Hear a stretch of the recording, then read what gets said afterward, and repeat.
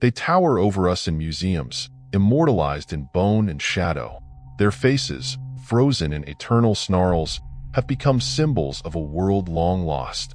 But what if these towering titans were never real? What if dinosaurs are nothing more than a fabricated lie? They dominate our childhood imaginations. Prehistoric giant animals of a lost world, they say. But what if these creatures, so vividly etched in our minds, are nothing more than elaborate fabrications? Tonight, we delve into the eerie and unsettling world of dinosaurs and expose the truth behind history's greatest hoax. Dinosaurs, historians tell us, creatures of unimaginable size and power, are said to have ruled the Earth millions of years ago. But have you ever stopped to ask yourself, where are the bones being found? Aren't there genuine, complete skeletons of these creatures anywhere? How do paleontologists know exactly where to dig? And why did no one throughout history, not even the Bible, ever specifically mention these giant animals roaming the land? Why no cave drawings or any of that stuff? Well, because the story of the dinosaurs actually begins in the mid-1800s with Sir Richard Owen. He was the man who coined the term dinosaur. Owen was a brilliant anatomist, but he wasn't ever working with complete skeletons. Instead, he only had fragments, bits of bone, teeth, and claws.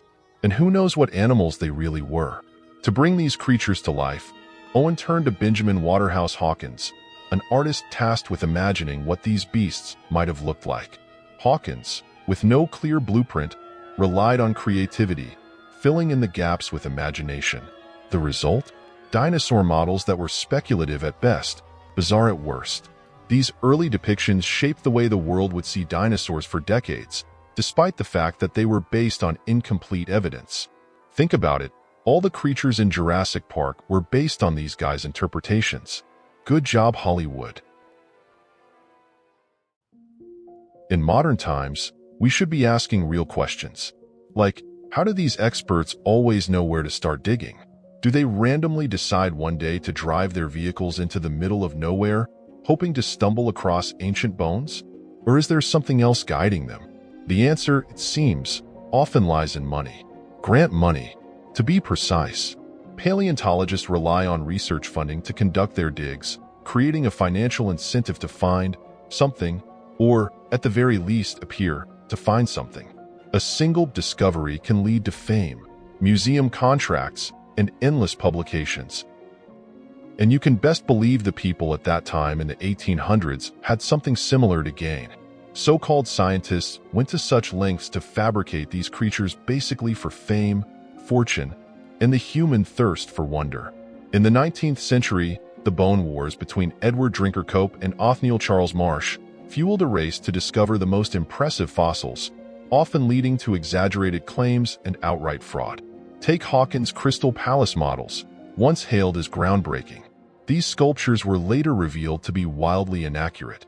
Iguanodon, for instance, was depicted as a bulky reptile with a horn on its nose. But more recent studies showed that this feature was more likely a thumb spike, used for defense or foraging.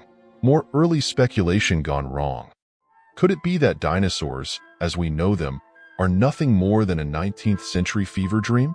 A tale woven from fragments of bone, artistic imagination, and the desire to rewrite Earth's history? If dinosaurs were truly everywhere, why do we not find their remains in everyday life? And why do ancient texts, including the Bible, remain silent about them? Texts that mention every creature from the lion to the sparrow have no record of these colossal beasts. Since you are smart, you might want to say dinosaurs must have roamed the earth way before the writers in the Bible.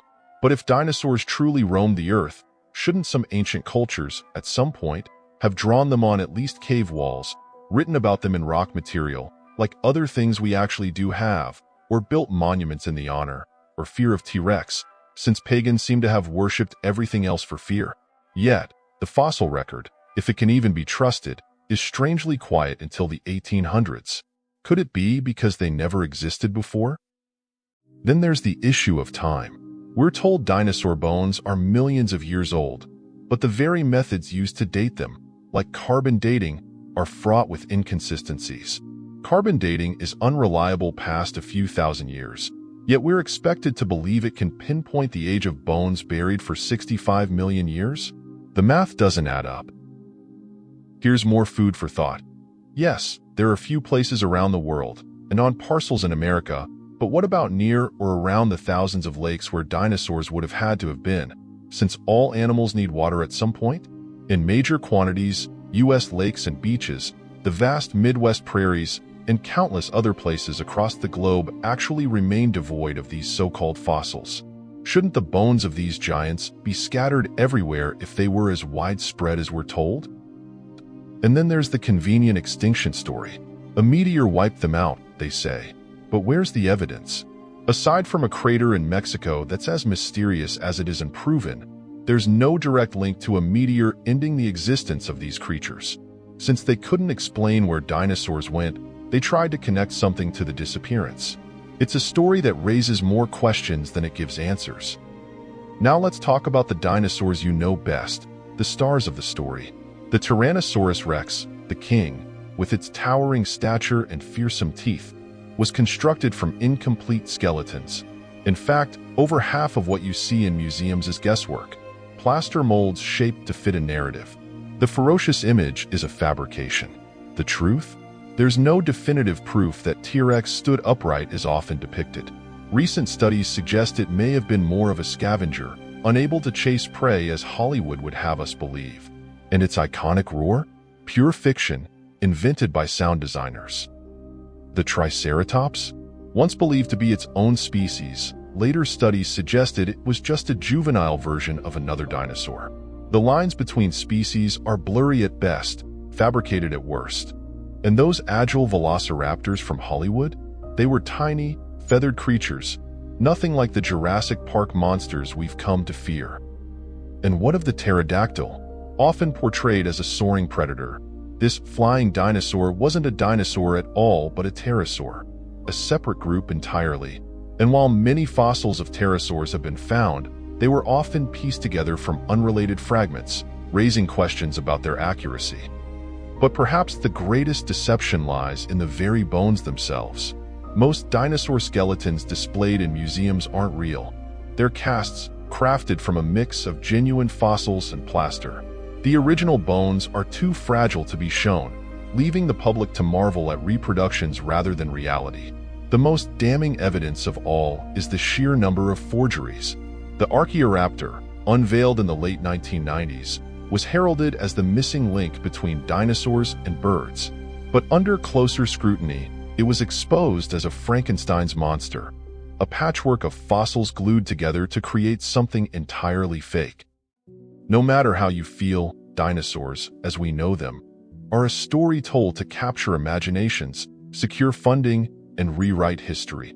You must be aware that the bones in museums, the images in books, and the roars on screen are not the echoes of a prehistoric world. They are the echoes of human creativity and ambition. As you walk through the hallowed halls of the Smithsonian, it's hard not to feel a sense of awe.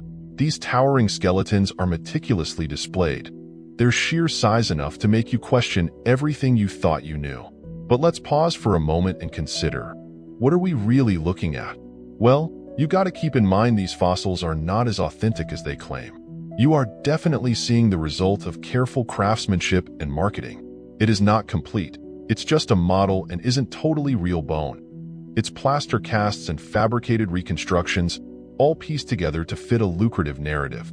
Even the museums admit many of the bones on display are not original fossils, because the real bones are too fragile or incomplete. And yet, these replicas are sold to us as windows into a prehistoric past. Why? Because the story of dinosaurs is big business. The Smithsonian alone draws millions of visitors annually, generating not just ticket sales but billions in revenue from merchandise, sponsorships, and partnerships. Dinosaurs are a marketing goldmine. Children's toys, blockbuster movies, and even educational programs keep the money flowing. Would this story be so heavily promoted if it weren't so profitable? I mean, why does it matter if there were dinosaurs, seeing that we can't do anything with that knowledge one way or the other? And no, it's not just about public education. Museums and research institutions rely on wealthy donors, government grants, and corporate sponsorships to fund their operations. And what better way to attract those dollars than with a story as dramatic and thrilling as the age of the dinosaurs? The bigger the bones, the bigger the paycheck. Perhaps it's time we start asking more questions about the stories we're told, about the evidence we see, and about the truths we believe. After all, history is written by the victors, but could it also be written by the dreamers and schemers? The answer, my friends, is for you to decide. Perhaps it's time we ask ourselves, are dinosaurs real or just a lie? Like all the other myths, people have foolishly chosen to believe.